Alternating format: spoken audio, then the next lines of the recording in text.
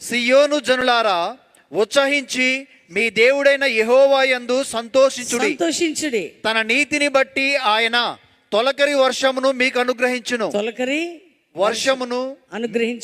వాన కురిపించి పూర్వ మందువలే తొలకరి వర్షమును కడవరి వర్షమును మీకు అనుగ్రహించును. కొట్లు ధాన్యముతో నిండును. క్రొత్త ద్రాక్షారసమును క్రొత్త తైలమును గానుగలకు పైగా పొర్లి పారును. ప్రతి ఒక్కరు ప్రార్థన చేసుకోండి. తండ్రి, నన్ను క్షమించు,